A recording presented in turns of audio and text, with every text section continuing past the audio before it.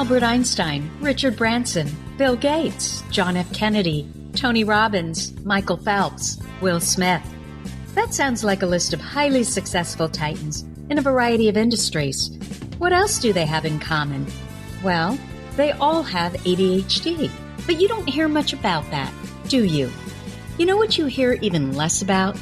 The successful women navigating ADHD. And that's exactly why I started this podcast, ADHD for Smartass Women. I'm your host, Tracy Otsuka. I'm an attorney, not a doctor, a lifelong student, not a coach. I'm also the creator of Cortography, a patent-pending system that helps people like you figure out what they should do with their life. And we're here today to talk ADHD, your superpowers, your symptoms, your workarounds, and how you proudly stand out instead of trying to fit in. I credit my ADHD for some of my greatest superpowers. And you know what? I spy a happier life for you too. So without further ado, a shiny new episode is starting now.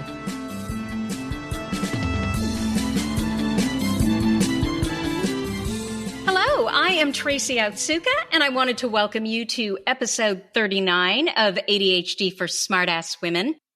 I wanted to bring on a real live member of our ADHD for Smartass Women Facebook group. Does that sound right? I wanted to bring on a real member. Yeah, I think it does. Anyway, so I put out the word, and a lot of our members responded, but I decided that I wanted to start with Josie Bowman. Josie, did I pronounce your name right? It's Bowman. Okay, Josie Bowman. So Josie is 24 and was diagnosed with ADHD this past May. Prior to her diagnosis, she was really struggling, but she didn't even understand how much she was struggling and how difficult everyday life was for her. She thought everyone struggled like she did. If anything, she thought her struggles were all because of her character flaws. It was all her fault. But then her boyfriend came into the picture and he told her what he was seeing, and suddenly her life changed. So I wanted to welcome Josie. I am so very happy to have you here because I know that your story is going to inspire a lot of women, but especially young women. So how are you? I'm doing well. Thank you for having me. You sound so calm and serene, which I think you're going to tell me that your childhood was a bit different, huh? Absolutely. So can you tell us some stories of your childhood? Like, what was it like? It was wild, really. I was wild. And do you have siblings or is it just you? I do. I have an older brother. My parents actually thought that he had ADHD, but it turned out that it was me. And so why, like, are there symptoms that you look back on today and you realize, at the time that you were a kid, you were like, why am I like that? But you look back on them today and you're like, oh, that's ADHD and that's ADHD. As a child, the number one thing for me was definitely my hyperactivity. I definitely was crazy wild. I had this little popper toy, and my mom actually hid it from me in the top of the closet because I would get that little popper and I would run across the living room and the kitchen and everything and drive everybody crazy. And I would not stop. And I loved it. But other than that, I was just like really hyper and like level 100 all of the time. Were you super chatty too? Not necessarily. Like my adulthood, my hyperactivity as a child kind of faded out. And then in my adulthood, it's been hyper talkative. So okay. I'm definitely hyper talkative. Okay. So your hyperactivity was the stereotypical, like 7-year-old boy climbing up the walls, constantly getting into trouble, just moving all the time. Definitely. It definitely was. And I knew I was hyper, but I couldn't help it. And I didn't know why, but I just knew that I kind of thought of myself as like a little Energizer bunny. And so did everyone else. Did you do a lot of activities? Like, did your mom put you in sports and dance and, things that you could get some of that energy out? Well, I was very picky. She tried to put me in Girl Scouts, which is more social, but I didn't like that. And then she tried to put me in soccer, and I could not stand that. I was like, Mom, take me home. But one day she put me in competitive cheerleading, and I cried to her, and I was like, Mommy, I can't do this. I can't do this. And she wiped away my tears, and I walked back in there, and I was a competitive cheerleader from second grade to 10th grade for 8 years. Okay, so that competitive cheerleading, I mean, that's like gymnastics, right? There is a lot of activity and jumping and moving and. Oh, yeah, it was the best outlet for me, honestly. I was a flyer and I tumbled a lot.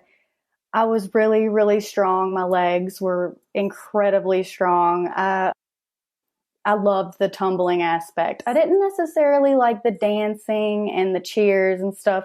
I just liked the tumbling and the stunts. Wow. And a flyer is the one that gets thrown, right? Yes. And they're dropped. The ones that get all the brain injuries, right? Yes. I think I heard somewhere that it's more dangerous to be a cheerleader, those kind of cheerleaders, right? Yes. Than a football player. Yes, definitely. So tell me about school. Did you have symptoms of your ADHD in school, or was school pretty easy for you? School was pretty easy for me until I got to high school. Then I just kind of started not wanting to go. And I was just uninterested, honestly, at the time. And so for school, it was just like high school for me was difficult. And looking back on it now, because I'm just sort of, thinking while you're talking here, could it have been that you have all these different periods, you have to move around, there's less structure in terms of, having one teacher that's watching out for you, that when things are due? Was it just that there are too many balls up in the air, or what do you think it was? I think partly because I was very partial to certain instructors. And, there were some that were like, I know you're smart. You can do this. Like, just pay attention to me. And like, that's just kind of how it went for me with those type of teachers. But then there were other teachers that just didn't really understand, and they kind of doubted me, and I could feel that, and I didn't like it. So I just, those classes were harder for me. That is, I have a 17-year-old son, and I call him the barometer for good teaching. So if he comes home from school and says, oh my gosh, I love this teacher, they're so engaging, they're so passionate, I can't help but pay attention to what they're talking about, that teacher will end up to be fantastic. If he comes home the first day of school and says, oh my God, this teacher, blah, blah, blah, is so boring, I know he will not do well in it, and the teacher isn't a good teacher. So it hurts my heart when I hear people speak, and we know we're talking about smart kids, but the teachers don't get ADHD, they don't understand it, they don't care how much that affects their ability to learn. It starts with a fantastic teacher. It really does. It does. It definitely does. Okay, so you kind of lost interest in school in high school.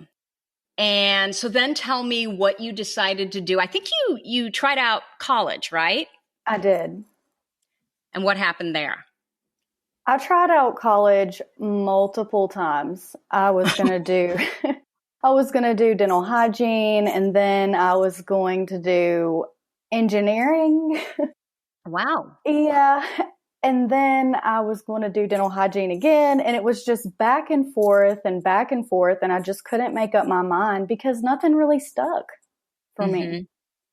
So when you say nothing really stuck, like what were your symptoms? And let me give you some, and then you can tell me, because for me, it's always easier when someone asks me a direct question versus I have to pull from a bag of whatever up in my brain, and I'm never sure if it's going to cooperate. Right. So, I mean, were you forgetful? Were you, did you lose your homework? Did you misplace things? Or were you just so frustrated because you're in class and you're overwhelmed and you start zoning out? And so what I always say is that we are am I trying to say? We're more about the connections, with people and relationships and what's going on than we are about the, individual details. And so I think what happens a lot in school is if we don't know the framework, why we're studying what we're studying, it's really hard to be focused on the individual pieces of what it is that we're studying because we don't know how it fits together. Right. I tried online schooling. Most of my schooling was online. Mm-hmm.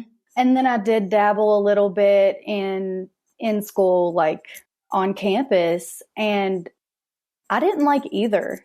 Neither of them were engaging for me. I didn't really feel as if I was a valued student, and I'm not sure. I went to different community colleges, but I'm honestly surprised that none of my teachers caught on to, hey, maybe this girl's ADHD. Maybe that's why she's struggling so bad. But procrastination on assignments was a biggie for me. Mm-hmm. Mm-hmm. And do you remember like that you would wonder about things you did or things that happened, or you looked at like your classmates and it's like, well, why can he do that? Or why can she do that? Like did you have this sense that, you know what, damn it, I am smart, but I just can't seem to show I'm smart when it comes to school?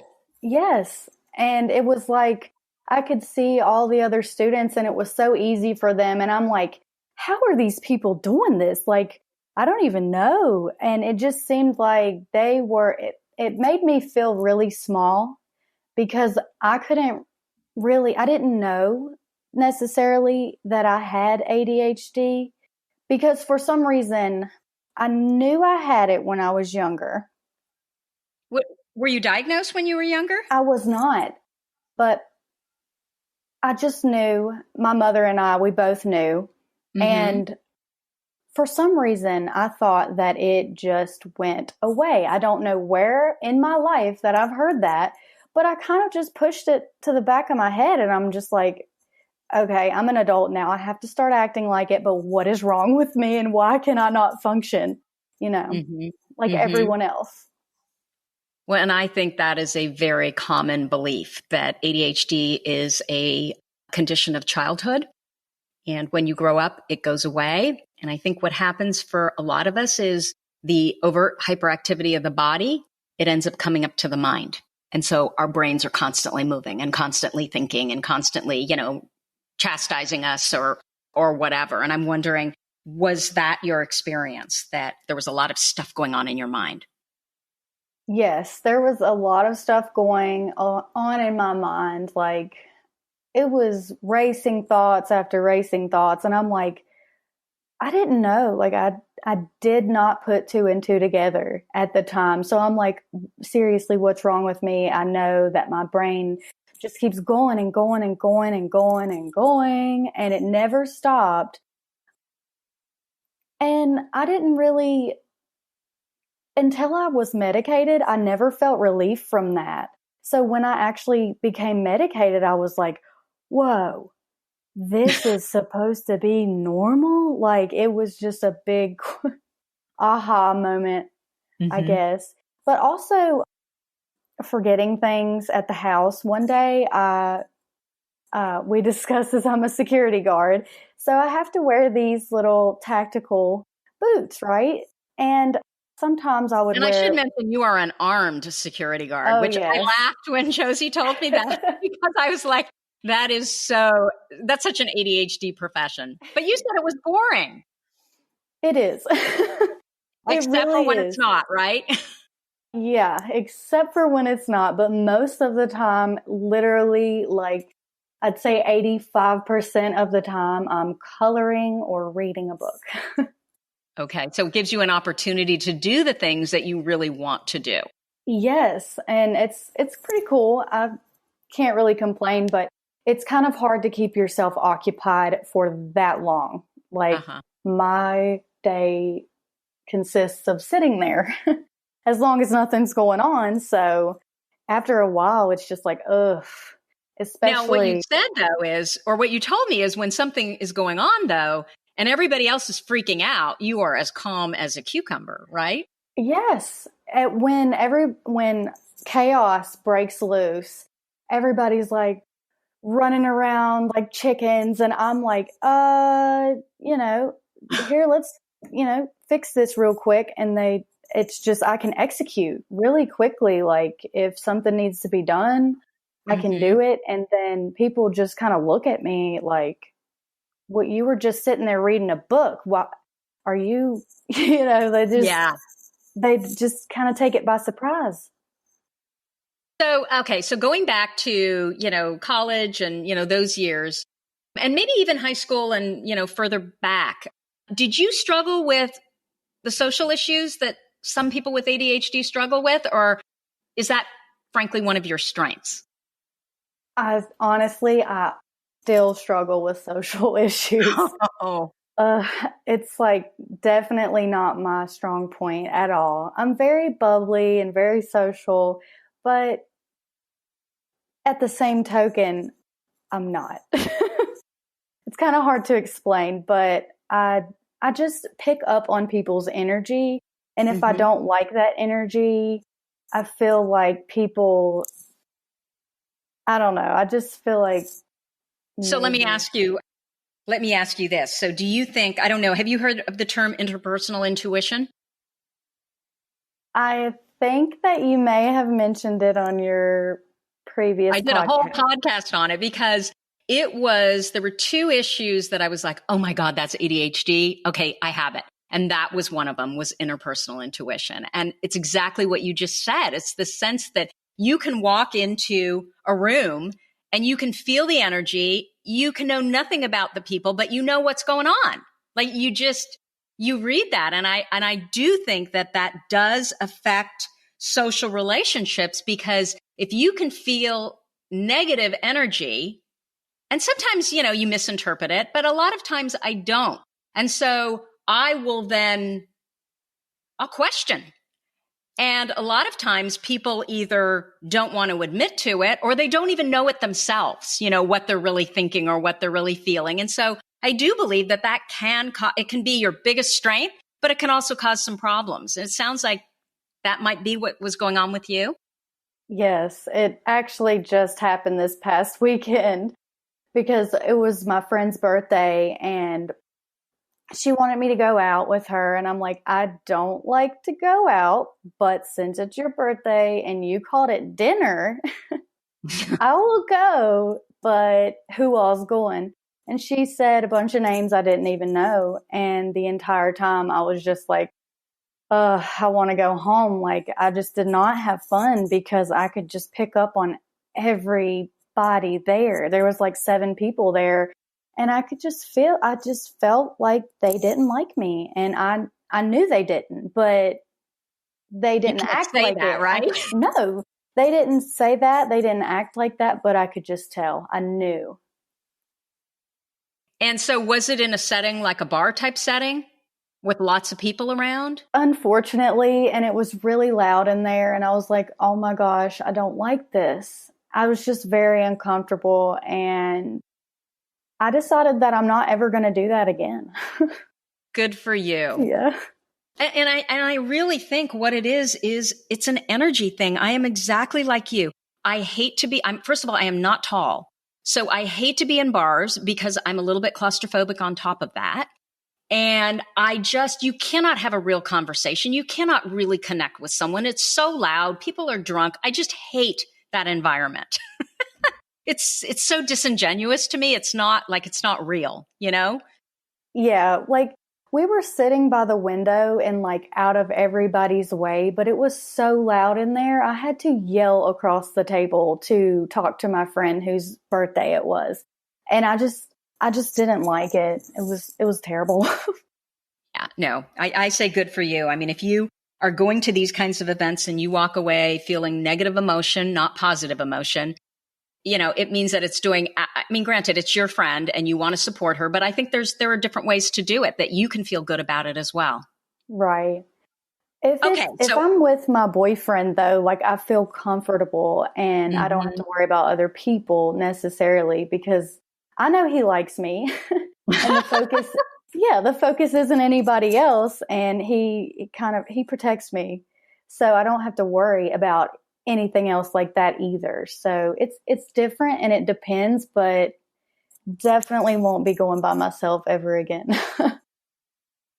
Good for you. So one of the things that you mentioned to me was that you were going through life, you were really struggling. You didn't know why you were struggling. You thought it was, again, a character flaw and that all of this stuff was your fault. And then you had a conversation with your boyfriend. Can you tell me about that or tell us about that? Um, yeah, well, my boyfriend is really honest and open with me as I am with him. And it struck me the wrong way initially because I was like, You have to tell us though about the conversation because I didn't. So people know. Okay. Well, he actually mentioned it to me that I'm always forgetting things and I'm everywhere all the time. And, I can't even have a conversation. He actually sat there one day and counted how many times I fidgeted in like 15 minutes. And it was like 15 times. So he was paying attention to me. And he didn't mention that it was ADHD, but Did he know? Did no, he know that it was probably ADHD and just didn't mention it? not that I know of. I don't think so. He would have told me, but I looked deeper into it and I'm like, wait a minute. I was like so hyper as a kid and I'm pretty sure I had ADHD. And then once I started looking into it, I was like, babe, I'm ADHD. So it was just kind of like that moment. And he was like, yeah, okay, okay. And then finally, when I got medicated, it really clicked with him. He was like, what? You're sitting on the couch and not doing anything, not running around crazy? And it really resonated with him at that point that that's what I struggle with. But he was definitely my guiding light for that. I mean, I've got to thank him for it because I felt much more. I mean, if I'm sitting here thinking, okay, there's something wrong, I'd be less, I'd be like, okay, let me just deal with this on my own. But when he mentioned it, I was like, okay, so I'm not the only one here. Maybe I need to look into this.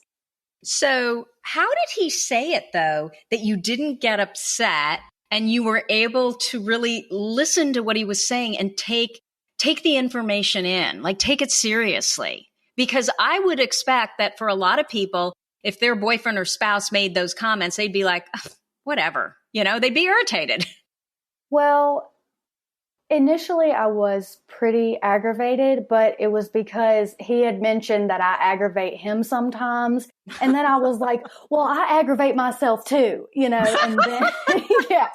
So like, I was just like really aggravated with myself. And that got to the extent after I saw that he was aggravated. I was like, whoa, okay, we're both aggravated. It's me. It's got to be me. And what's the deal here? So once I looked into it and everything, but he wasn't mean about it or anything. He just mentioned it to me that I was like different. And I think part of it might also be that he really loves you and you really trust him and you trust that he wants the best for you and your relationship. Absolutely. I can just tell, like, just how we have that interpersonal intuition. Like, I can just tell that he's a genuine person and really, really cares for me. So when he speaks up and voices his opinion, I'm going to value that opinion because I feel that solidity there. It's interesting. Edward Hallowell, who wrote Driven to Distraction. I've heard several people say this, and honestly, I've said this since I was married, that the two most important things, especially for everybody, but especially when you have ADHD that you can have in your life, is the most important things are who you marry, so your relationship, and what kind of work you do. And if you're in the right environment, meaning you're around the right people for both of those things, that's how we become successful despite ADHD or I don't know, because of ADHD, maybe, I mean, I frankly believe that it can be an incredible strength if we just figure out how our ADHD works, our particular brand of ADHD, and we're in the right environment. So that makes perfect sense to me. So your boyfriend said these things to you. I would look into this. You're fidgeting all the time. You can't sit still. You then went out and did some research. And then how long did it take you to say, you know what, I'm going to go see a doctor? Well, it was pretty immediate because I was like really wanting to get some type of relief. And actually, it took me a couple of weeks, but once it clicked in my mind, this is what this is, I just knew. So I did a little further research afterwards, probably for about 2 weeks, but it immediately clicked and I was like, I know this is my issue. But it just, I needed to do my research before I went to see a doctor. And that is so smart. I'm actually working on a podcast on how to prepare ahead before you go into, get diagnosed for ADHD, because I do really believe, number one, you need to plan ahead, because if you're dealing with a doctor who knows nothing about ADHD, which a lot of us, at times are, you need to have your information, in front of you. And then I can't remember what the second thing was because I can't remember where I was going with it. Anyway, so you go and meet with a doctor, and does the doctor suggest medication? Well, I was scared, honestly. First of all, I was really scared they weren't going to think I had ADHD or that, it was just me. I don't even know. It's just, I was worried that they were going to mark me off as some type of anxiety or Yep. bipolar. Which is what they do for women. Yeah, bipolar disorder too. I had yes, I actually spoke to, after I went to the doctor, I wanted to speak to a psychiatrist, and he talked to me over the phone, and he said, he was like, are you sure this isn't bipolar? And I'm like, I'm 100% sure this isn't bipolar. Do you know how many women get diagnosed? Probably men too, but I study women who get diagnosed with bipolar disorder, end up on all this medication, end up hospitalized. We have several of them in our group, by the way, ADHD for Smartass Women. And then lo and behold, and they spiral down because of all this awful medication they're given. And then lo and behold, later they discover it's ADHD. It is much more common than you would expect. It's scary. Yeah, definitely. And that, I was like, I did not want to go to that guy after he started suggesting that. I was like, nah, think I know. And that's not what it is. Right. And so that, again, is why it's so important to do the research, because I am absolutely convinced that not all doctors know. In fact, they get so little training on ADHD. All they know how to do is write a script for Adderall or Ritalin. So this is why, and I just, got off all this research for this next podcast. This is why it is so important that you do your research just like you did. And the second thing that I've noticed is when we know, we know. And so, in the group, I will hear a lot of, not a lot, but there's often a woman who will say that she went to the doctor and they said, no, it's anxiety or depression, or it's not ADHD at all. I am convinced that we know. And when we know, we have to fight for what we know. And the way to do that is through research and, really learning about ADHD. Right. And see, the crazy thing is that this psychiatrist actually specialized in ADHD. And that blew my mind. I was like, really?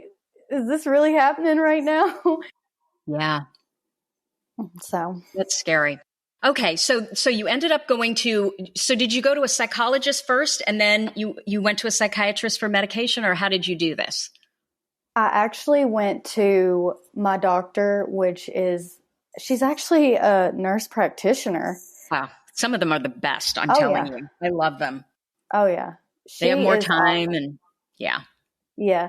So I spoke to her and they basically just gave me like a little survey, I guess it was. Mm-hmm. And I filled it out and she was like, talk to me. And I told her everything, and I was like, I'm struggling with this and that and this, and I can't get my life together, and I don't know what the deal is, and I need help. And then she was like, well, let me put you on this, and we'll go from here, and tell me if your symptoms get any better. So was this a general practitioner? Yes. You know, and more than half of ADHD diagnoses are made by general practitioners, which was really interesting to me. And some of them, I mean, obviously this woman really knew, right? She knew what ADHD looks like. Yeah, she definitely did. And she was definitely very attentive to me and paid attention to what I was saying. And I could just feel that she was really like picking my brain. And that was exactly what I needed her to do. So it was awesome. That's wonderful. So what did she suggest? Did she suggest medication? Did she suggest anything else besides medication, or was it primarily, okay, this is what we're going to do first? She didn't suggest anything other than medication.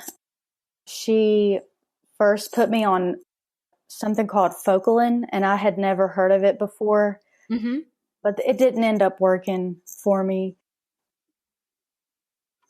Yeah, At all? No, it didn't. It just, I don't even know why. It was like nothing. It was still struggle. And I told her, I was like, this is not working. I don't feel it working at all. I don't know what to do. And she was like, well, she was going to bump it up a little, bump up the milligrams. And then she suddenly changed her mind and switched me over to Adderall. Okay. So one of the things that you wrote to me, you said, I know medication isn't for everyone, but it was such a relief because all of the tabs in my brain were closed out and I could actually think and hear myself without all of the noise. And I'm assuming that that was once you took the Adderall. Yes, definitely. It was like a remote just clicked my brain and cut the TV off in there and was like, okay, here you are by yourself now. If you want to have a single thought, you can do that. You know, it was like my brain was just chill. And I was like, oh my gosh, this is so nice. You know, like it just, so much clarity. So this literally happened, Josie, for you the first time you took Adderall, the first pill, it was literally like you just flipped a switch? It was. It didn't take a while. So what has changed for you since you started taking ADHD medication? Much clarity has come into my life. I'm able to sit down and do my finances now, which is awesome. Because before I would get distracted and be like, oh, this is stressful, you know, and think about something else. Also, a lot of my life decisions I've stuck to them since being medicated. I just feel like I now have a better grasp on things and what I want to do and how I truly feel. And I just don't feel like I'm playing myself anymore, in a sense that I just feel like I'm being more true to myself because I have clarity. All those crazy thoughts, they're just not there anymore. So it's like, I mean, I still have them. It's not a fix all, but it helps so much. And just the clarity in general, it really helps me narrow down what I really want in life and how I need to get there. I have created a 5-year plan. I have kind of that is so not ADHD. Yeah, sticking to it's going to be the thing. But, you know, I've rough drafted a few things and I made plans, and I just feel a lot more confident in life. And I feel like I can, you know, just carry out daily tasks like a normal person.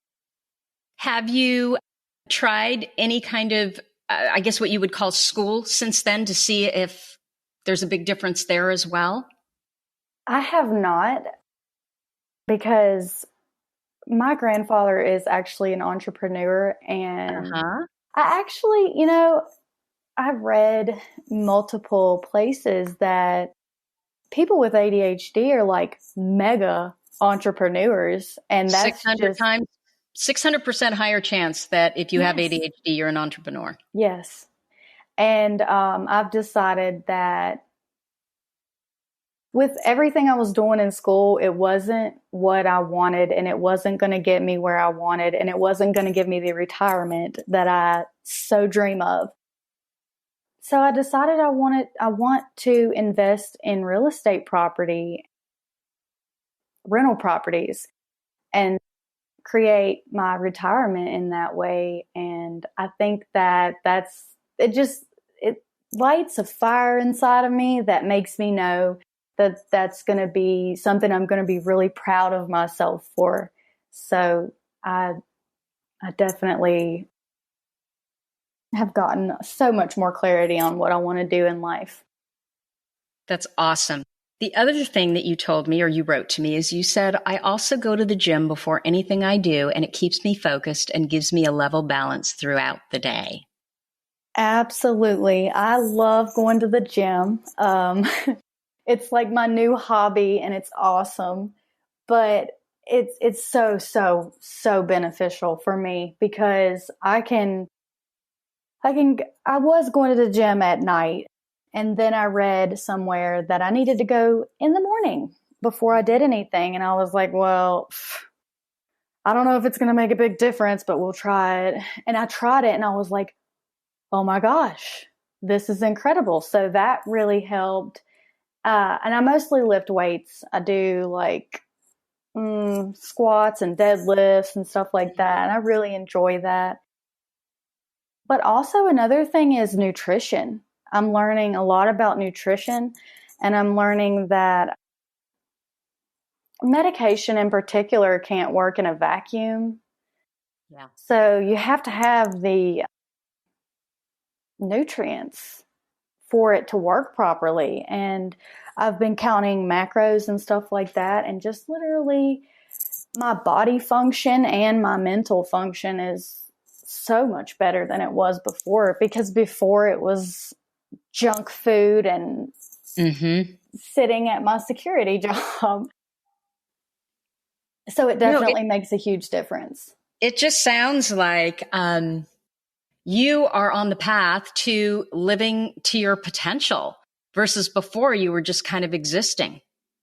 I definitely was. And that is, it still just blows my mind, the difference that my life, it's been so different and so much better. The quality has been amazing, like my quality of life, because I'm doing little things that, it's not even big things. It's just little things that I've been tweaking around in my life. And it just makes all the difference, just because I know, okay, I'm ADHD. You need to hang your wallet and keys and badge, everything that I have to have, like wallet, keys, my badge for work, obviously my driver's license, and I have a pen. I keep it all together. So, and hanging it up by the door every day. Like, it's little things like that that really make a huge, huge difference, because I'm not stressing out because I just got to work and I don't have my badge and I can't get in and I'm going to be late. So it's not even like that anymore. It's just peaceful. It sounds peaceful. I think what you've done is you're building your own structures, that work for your brain. Definitely. And it's truly amazing. Like I said, I'm still blown away by just how different it is. Well, Josie, you're so inspiring. I want to know, what advice would you give to a young woman who's like you, who's really, struggles and thinks she might have ADHD? Because I doubt someone's listening to this podcast if they don't think they might not have ADHD. Right. My advice would be to really stop beating yourself up and step back and take the time for yourself that you need, and really examine and pick apart the things that, the way your brain works, and really start to know yourself and learn your ADHD, and give yourself that time. But also, if you're very, what's the word I'm looking for? Oh man, we're having a moment. As far as the empathy goes, if you are very empathetic, that's the right word, right? I'm not sure what you're saying. What are you trying to say? I'm trying to say if you're really sensitive and you know that, and you've learned that ADHD can cause women to be more sensitive emotionally, then look at your social media. And really, if something on your social media makes you feel negative, don't think twice, delete it, and don't think about it again, because I found myself getting down on myself as well, as far as that goes, and now I just feel more confident and stuff. And so I just think that you don't need that kind of negativity, especially not when you're trying to focus on learning your brain and learning your ADHD. I think that is incredible advice. I mean, it's pretty simple, Josie, right? I mean, if you feel good when you're doing it, you should do more of it. And if it makes you not feel good, don't do it. Right. Do less of it.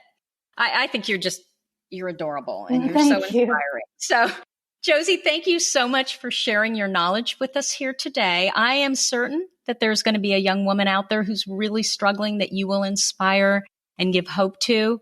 Thank you so much for sharing your story. Now, if one of our listeners wants to reach out to you, is that okay? Absolutely. And where can they find you? They can find me on Instagram, and my username is _JOO, C as in cat, EE, B as in boy, EE. Okay. You know what I'm going to do? I'm going to get that from you, and then we'll have that in the show notes. So they can go to the show notes if, they're listening to this and they don't want to, or they can't write it down right now. Okay. Wonderful. Okay. So that's what we have for you today. As always, you are listening to ADHD for Smartass Women. If you like this episode with our friend Josie Bowman. Yes. Sorry, ADHD brain. Of course, when you tell me don't do it this way, that's the other way is what sticks in my brain. Yeah. Please let us know by leaving a review. My goal is to change the conversation around ADHD and to help as many women as I possibly can learn how their ADHD brain works and discover their amazing strengths. And you know what? Your reviews really help in that regard. Finally, if you have a comment, a guest you'd like me to interview, or a topic idea for this podcast, you can go to my website at tracyotsuka.com and leave me an audio message or reach out to me at tracy@tracyotsuka.com. Thank you so much for listening, and I will see you here next week. You've been listening to the ADHD for Smartass Women podcast. I'm your host, Tracy Otsuka, and we're available on iTunes, Stitcher, Spotify, and Google Play. If you liked what you heard, we sure would appreciate a review. And not coincidentally, ADHD for Smartass Women, well, that's also the name of our free Facebook group. Go look it up. We're a totally smartass community of successful, ambitious women who share our ADHD wins, questions, and workarounds. We'd love to have you join us. You can also find all my details over at tracyotsuka.com. Don't forget, I spy a happier life for us, and I'll see you again next week.